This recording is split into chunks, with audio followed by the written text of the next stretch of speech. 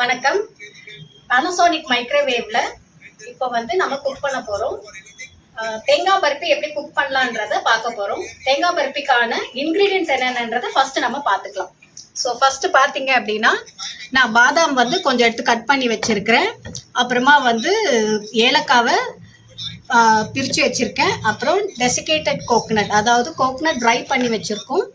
அப்புறமா milk powder ஒரு 1/4 cup வச்சிருக்கிறேன். அப்புறம் மில்க் தனியாக வச்சிருக்கிறேன். அப்புறம் சுகரை பவுடர் பண்ணி தனியாக வச்சிருக்கிறேன். அப்புறம் கீ. ஸோ இப்போ இந்த கீல இது எல்லாமே மிக்ஸ் பண்ண போகிறோம்.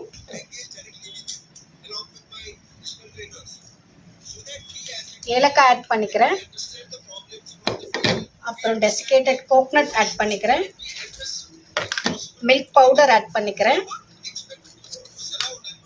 மில்கையும் ஆட் பண்ணிக்கிறேன். இதை மிக்ஸ் பண்ணிட்டு மில்க் ஆட் பண்ணுறேன்.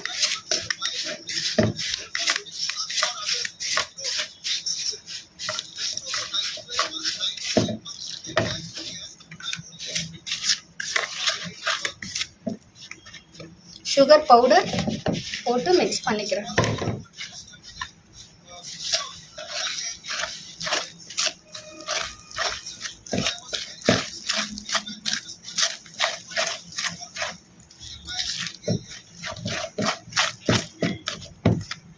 ஸ்டரிங் நல்லா பண்ணிக்கிங்க. அதில் அந்த பவுட்ரு கட்டி கட்டியாக ஆகாமல் கொஞ்சம் ஸ்டர் பண்ணிக்கிங்க. ஸ்டர் பண்ணிவிட்டு இப்போ இதை மைக்ரோவேவ் ஆப்ஷனில் 4 மினிட்ஸ் வைக்க போகிறோம். ஸோ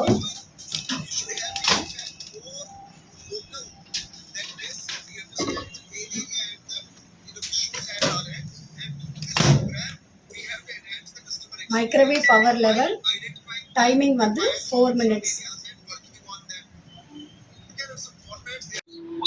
இப்போ டைமிங் முடிஞ்சிருச்சு. இப்போ நம்ம அதை ஓபன் பண்ணி எப்படி வந்திருக்குன்னு பார்க்கலாம்.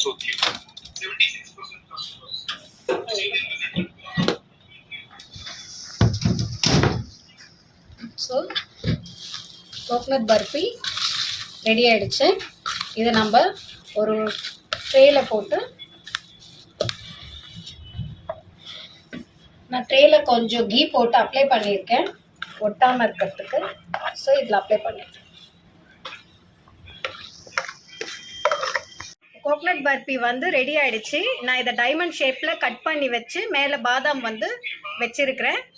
ஸோ இதோட டோட்டல் டைமிங் பார்த்தீங்கன்னா 5 மினிட்ஸ் தான். ஒரு கோகனட் பர்ஃபி மைக்ரோவேவில் பண்ணுறது 5 மினிட்ஸ் ஆகும்.